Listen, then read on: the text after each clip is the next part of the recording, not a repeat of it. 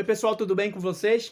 Seja bem-vindo você que nos acompanha, né, aqui no nosso programa no Usando a Bíblia. Você que está nos acompanhando aqui pelo YouTube, você que nos acompanha também pelo Instagram, né, no Júnior Pereira 01, seja você bem-vindo, tá bom? Ao nosso encontro aqui, e o lema do nosso programa é sempre levar você para a Bíblia Sagrada. Hoje eu queria falar com você um tema interessante, especial, que é sobre o dom de línguas. O dom de línguas.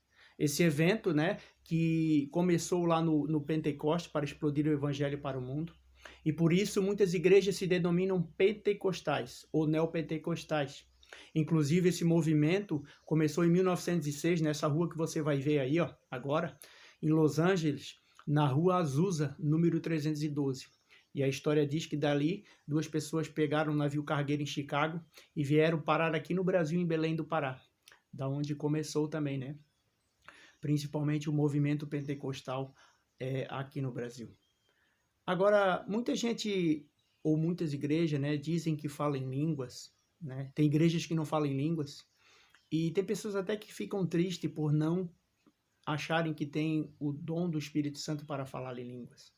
O que é para a Bíblia o dom de línguas? Hoje eu queria estudar com você sobre isso daí.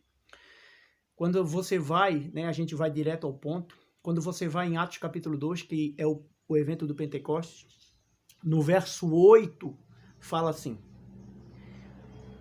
Pedro estava falando e os discípulos também traduzindo, e ali tinham 14 nacionalidades, tá bom? E no verso 8 fala assim, Pedro falando, né? E as pessoas começaram a falar assim, verso 7. E como, pois, atônito se admiravam, dizendo, vede, não são porventura Galileu todos esses que estão falando? E como ouvimos falar cada um em nossa própria língua materna? Verso 11. Tanto judeus como prosélitos, cretenses e árabes. Como ouvimos falar em nossa própria língua a grandeza de Deus? Então, para a Bíblia Sagrada, queridos, o dom de línguas é dom de idiomas. Tá bom? Dom de idiomas. Não é nenhuma língua que se não pode entender, uma língua especial. A Bíblia está falando para mim e para você que é dom de idiomas. Em que língua você fala? Eu falo português. E se você fala português também é a sua língua. Tá bom? Tem algumas pessoas que são poliglotas, né? Que falam em outras línguas. Queria usar também para você ver aqui o dicionário. Ó, esse é o dicionário, né? E aqui no dicionário fala assim, língua, órgão muscular longo e móvel, situado na cavidade bucal e é a sede principal do gosto e de fala. Linguagens, idioma. Fala assim também, linguagem, a língua falada por um povo, manifestação dos pensamentos por meio de sons articulados, língua, idioma. Então o dicionário está falando também que linguagens é idioma. Outra coisa, por que então as pessoas falam ou dizem que falam em língua estranha? Você vai ver aí na sua tela agora, ó. Essa é a Almeida Revista e Corrigida. Tá vendo que em 1 Coríntios capítulo 14, verso 4, a palavra estranha está em itálico? Olha bem aí, ó. Ela está em itálico. Por quê? Porque ela não está no original grego. Se você não sabia, o Novo Testamento foi escrito em grego, tá bom?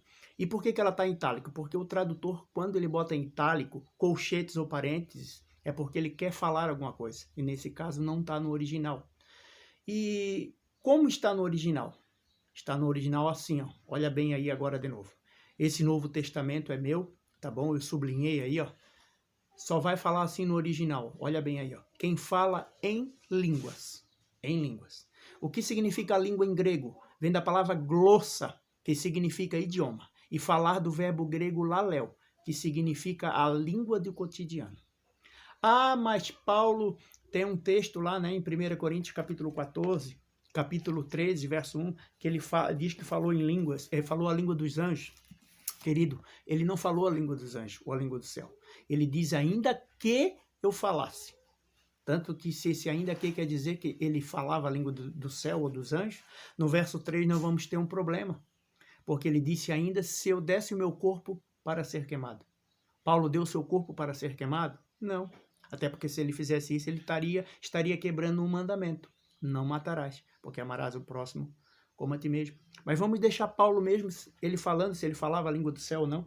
Ele teve uma visão né? Ele mesmo falando dele, ele diz assim em 2 Coríntios capítulo 12, verso 4. 3 e verso 4.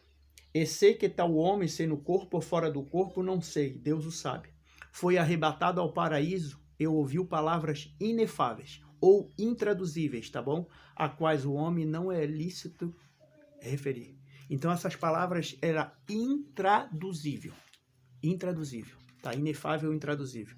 Mas muitas pessoas dizem que tem o selo do Espírito Santo. Vamos ver então para a gente entender o que é o selo do Espírito Santo para a Bíblia. Quando você vai em Efésios capítulo 1, verso 13, Efésios capítulo 1, verso 13, fala assim: em quem também vós, depois que ouviste a palavra da verdade, o evangelho da vossa salvação, tende nele crido, fosse selados com o Espírito da promessa. Então, para mim e para você, o selo do Espírito é a palavra de Deus. Querido, estude a Bíblia Sagrada, estude com firmeza, porque nós precisamos ficar sempre com o que está escrito. Então, para a Bíblia Sagrada, o dom de língua é dom de idioma, e o selo do Espírito do Santo é a própria palavra de Deus. Que Deus te abençoe e até o nosso próximo encontro.